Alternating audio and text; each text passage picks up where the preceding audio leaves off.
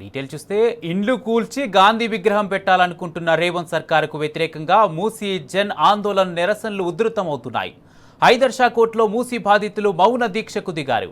ఓ పక్క ప్రభుత్వం మూసీ సుందరీకరణ పేరుతో డిపిఆర్ సిద్ధం చేస్తుండడం, మరోపక్క మూసీపై పవర్ పాయింట్ ప్రజెంటేషన్ ఇస్తుండడంతో దీక్షకు దిగారు మూసీ బాధితులు. ప్రభుత్వం వెంటనే ఈ ప్రాజెక్టును వెనక్కి తీసుకోవాలని, తమ ఇండ్లు కూల్చొద్దంటూ ఆందోళన చేస్తున్నారు. మూసీ దండి మార్చ్ పేరుతో సాయిరాం నగర్ కాలనీ వాసులు నల్లని మాస్కులు ధరించి నిరసన తెలుపుతున్నారు. రేవంత్ రెడ్డి పవర్ పాయింట్ ప్రజెంటేషన్కు వ్యతిరేకంగా సాయిరాం నగర్ కాలనీ బాధితులు ఆందోళన చేస్తున్నారు.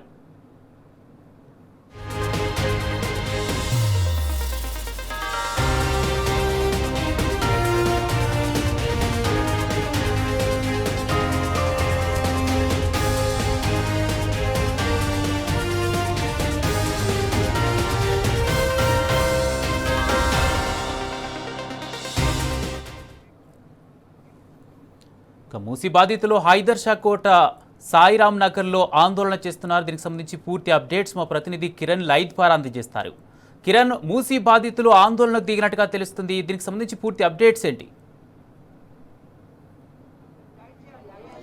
కాంగ్రెస్ ప్రభుత్వం ఏర్పడినప్పటి నుంచి పూర్తిగా ఇటు పేదల ఇండ్లపైన పడుతున్నటువంటి పరిస్థితి మనకు కనిపిస్తుంది. రోజుకొక మాట, పూటకొక ఆలోచనతో ఇటు పేదవారి ఇండ్లపైనే తీవ్ర స్థాయిలో విరుచుకుపడుతున్నటువంటి నేపథ్యంలో ఈరోజు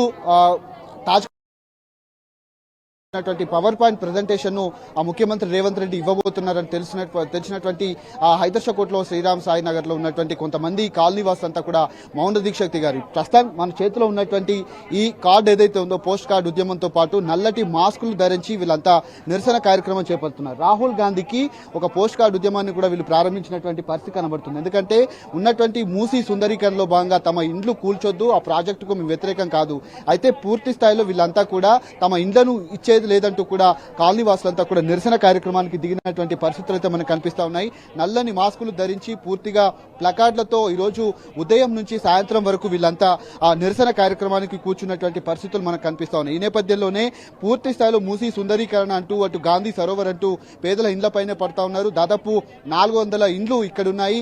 మరోవైపు 500 ఇండ్లు, దాదాపు 10,000 ఇండ్లు టార్గెట్ గా 3,000 ఎకరాల్లో ఈ ప్రాజెక్టును చేపట్టబోతా ఉన్నారు. అందులో భాగంగానే కాలనీ వాసులంతా కూడా నిరసన కార్యక్రమాన్ని కూర్చున్నటువంటి పరిస్థితులు మనకు కనిపిస్తున్నాయి. వారితో కూడా మాట్లాడించేటువంటి ప్రయత్నం చేద్దాం. ఏం డిమాండ్ చేస్తున్నారు మేడం? ఈ రోజు ఈ కార్యక్రమం చేపట్టడం గల కారణం ఏంటి? పోస్ట్ కార్డు ఉద్యమాన్ని కూడా ప్రారంభించారు కదా, దీని మీద మీరేం చెప్తారు? మేము ఈ కార్యక్రమం ఎందుకు మొదలు పెట్టామంటే, డిపిఆర్ అనేది ఈరోజు రిలీజ్ చేస్తామని మాకు ప్రభుత్వం నార్మల్గా పేపర్లలో అన్నిట్లలో ఇవ్వడం జరిగింది. దానికోసం మేము ఇవాళ సైలెంట్గా ప్రొటెస్ట్ చేస్తున్నామండి. అండ్ రాహుల్ గాంధీ గారికి కూడా మా విన్నపం, అన్ని కాలనీస్ నుండి పోస్ట్ కార్డు మేము ప్రిపేర్ చేస్తున్నాం. అన్ని కాలనీస్ నుండి పోస్ట్ కార్డు ఇలా ప్రిపేర్ చేసి మేము అన్ని కాలనీస్ వాళ్ళు పిల్లలతో సహా అందరూ రాశారండి. మాకు ఇవన్నీ మేము సెండ్ చేద్దామని చూస్తున్నాము. మేము ఒకటే ప్రభుత్వాన్ని అడుగుతున్నామండి. స్టిల్ 1.5 రోజులుగా మేము ఎంతో ఇబ్బంది పడుతున్నాము. ప్రభుత్వాన్ని ఏమని అడుగుతున్నాము అంటే, మాకెవ్వరికి ఇబ్బంది కలిగించకుండా ఈ ప్రాజెక్ట్ మీరు ఎంతవరకు చేస్తే అంతవరకు చేయండి అని అడుగుతున్నాము. ఎందుకు ఇల్లులు కూల్ చేస్తేనే డెవలప్మెంట్ అవుతుందా అంటే అది కాదు కదండి. మళ్ళీ రీసెంట్ గా మేము ఒకటి అబ్జర్వ్ చేశాము. ఏంటంటే MRDCL యాప్ లో ప్రీవియస్ గా రివిలేట్ అని ఉండేది. ఇప్పుడు వాళ్ళు దాన్ని ట్రిబ్యూటరీగా కన్సిడర్ చేస్తున్నారు. ఓకే, ప్రభుత్వం నిజంగానే కరెక్ట్ గానే చేస్తే MRDCL యాప్ లో అలా మార్చాల్సిన అవసరం లేదు కదా. వాళ్ళకి ప్రీవియస్ లా రివిలేట్ అని ఉండేది, ఇప్పుడు ట్రిబ్యూటరీగా యాప్ వాళ్ళే ఎందుకు మార్చాల్సి వచ్చింది? వాళ్ళు అన్యాయం చేయనప్పుడు అలా మార్చడం తప్పు కదా. ప్రజల్ని ఎందుకు ఇంత టెన్షన్ పెట్టాలని చూస్తున్నారు అనేది ఎవరికి అర్థం కావట్లేదండి. మళ్ళీ కొన్ని వేరే ల్యాండ్స్ ప్రభుత్వం స్వాధీనం చేసుకున్న ల్యాండ్స్ కి 6 ఎకరాల 3 గుంటల ల్యాండ్ మా దగ్గరలోనే ఉంది. హైడ్రా దాన్ని స్వాధీనం తీసుకుంది, గవర్నమెంట్ ల్యాండ్. ఆ ల్యాండ్ వాల్యూ 600 crores అంటున్నారు. మరి వాళ్ళకి అంత 600 crores ఫర్ 6 acres అన్నప్పుడు మా ల్యాండ్స్ కూడా అంతే వాల్యూ ఉంటాయి కదండి. మా ల్యాండ్ వాల్యూ దగ్గర, పెద్దవాళ్ళ చేతుల దగ్గర ఉన్నప్పుడు మాత్రమే వీళ్ళ ల్యాండ్ పెరుగుతుంది. కానీ మధ్యతరగతి కుటుంబాల దగ్గర ల్యాండ్ ఉన్నప్పుడు దాని ల్యాండ్ వాల్యూ ఎందుకు జీరో అవుతుంది? అవి ఎందుకు లీగల్ అవ్వవు? రిజిస్ట్రేషన్ చేసి కొనుక్కున్న ల్యాండ్స్ కి జీరో వాల్యూ అని ఎలా అంటారు? మీకు ఏమని చెప్పారు అధికారులు? ఏమని చెప్పారు? కేవలం మీ ఇండ్ల పైన ఎందుకు పడతా ఉన్నారు? ఆల్రెడీ మీకు నోటీసులు ఏమని చేపడతామంటూ కూడా చెప్తున్నటువంటి సందర్భాలు కనిపిస్తున్నాయి. మీరు ఏం చెప్తారు? మాకు సపరేట్ ఇంటింటికి నోటీసులు రాలేదండి. కానీ ఇట్లాంటి ఏ పెద్ద ప్రాజెక్ట్ అయినా ఈ సర్వే నెంబర్లు అనేవి బఫర్ జోన్ కిందికి వస్తున్నాయి అని చెప్పేసి ఇన్ని మీటర్లు అని చెప్పడం జరిగింది. మేము తీసుకునేటప్పుడు లేని బఫర్ జోన్లు ఇప్పుడు ఎందుకు ఉంటాయి అనేది మా మెయిన్ ప్రశ్న అండి. తీసుకునేటప్పుడు అది జస్ట్ నాలా అండి, సాగర్ అయినా హిమత్ సాగర్ అయినా నిండినప్పుడు మాత్రమే కొన్ని రోజులు వర్షాకాలంలో మాత్రమే ఫ్లో వస్తుంది. అది దాన్ని వీళ్ళు రివర్ గా ఎలా కన్సిడర్ చేస్తారు? ప్రీవియస్ గా MRDCL యాప్ లోనే రివిలేట్ అని ఉండేదండి. విత్ ప్రూఫ్స్ నేను చూపిస్తాను. ఇక్కడ చూడండి, ప్రీవియస్ గా కెమెరా ఇక్కడ చూపించండి సార్. ఇక్కడ ప్రీవియస్ గా 2 రివిలెట్స్ అని ఉండేది. ఇది MRDCL యాప్. ప్రీవియస్ గా 2 రివిలెట్స్ అని ఉండేది. ఇప్పుడు వాళ్ళు ట్రిబ్యూటరీ అని చెప్పేసి ఇది MRDCL యాప్ విత్ డేట్స్ తో ఉందండి. ఇప్పుడు వాళ్ళు ట్రిబ్యూటరీ అని చెప్పి రాశారండి.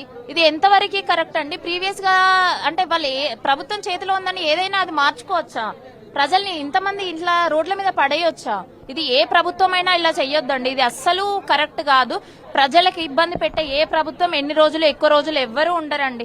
మీరు మాతో కలిసి పనిచేయండి, మేము అందరం కూడా వస్తాం. ఇల్లులకు ఎఫెక్ట్ లేకుండా దాన్ని బ్యూటిఫై చేద్దామా, ఎలా చేద్దామని అంటే వి ఆల్ దేర్. మేము ప్రభుత్వానికి ఫుల్ సపోర్ట్ చేస్తాము. మేము మా శ్రమని కూడా మేము దారబోసి మరి మేము, ఎందుకంటే మా పక్కనే కదా వాళ్ళు చేసేది మంచిదని చెప్పి మేము కూడా అందులో పార్టిసిపేట్ చేస్తాం. కానీ ఇలా ఇబ్బంది పెట్టి ఇల్లులు కూల్చేస్తాము అని పిచ్చి పిచ్చి మాత్రం చెప్పకండి. ఎందుకంటే లీగల్లీ వెరిఫైడ్ ప్రాపర్టీస్ అండి మాయి. జీరో వాల్యూ, వాళ్ళు దుమ్ములో ఉన్నారు, స్లమ్ లాగా మమ్మల్ని చూస్తున్నారండి. మేము కబ్జా కాదు, స్లమ్ కాదండి. మేము అందరం చదువుకున్న వాళ్ళము.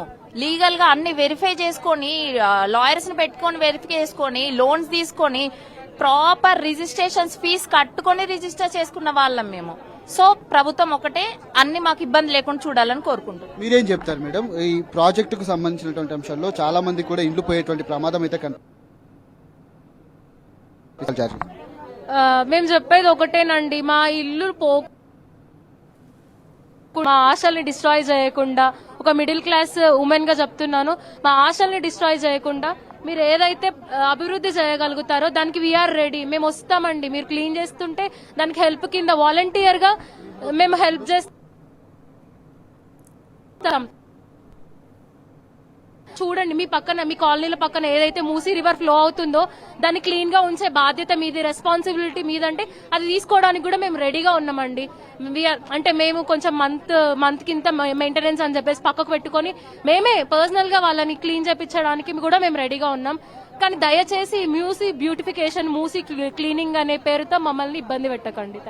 చెప్తున్నటువంటి పరిస్థితి కనబడుతుంది. రోజు రోజుకు ఈ జనాందోళన, మూసీ జనాందోళన కూడా ఉధృతమవుతున్నటువంటి పరిస్థితులు అయితే కనిపిస్తా ఉన్నాయి. రాష్ట్ర ప్రభుత్వం మొండిగా వెళ్తే మాత్రం ఖచ్చితంగా దీనికి పర్యావరణం చెల్లించుకోవాల్సి వస్తున్నట్టు కూడా వీళ్ళు హెచ్చరికలు అయితే జారీ చేస్తా ఉన్నారు. ఇప్పటికే నల్లటి మాస్కులు ధరించి పూర్తిగా పోస్ట్ కార్డు ఉద్యమం ద్వారా రాహుల్ గాంధీకి ఈ పోస్ట్ కార్డులన్నీ కూడా పంపిస్తున్నటువంటి దృశ్యాలు అయితే కనిపిస్తున్నాయి. ఈ రోజు జరిగేటువంటి కార్యక్రమానికి నిరసనగానే ఈ కార్యక్రమం కూడా వీళ్ళంతా కూడా చేపట్టినటువంటి పరిస్థితి మనకు కనిపిస్తా ఉంది.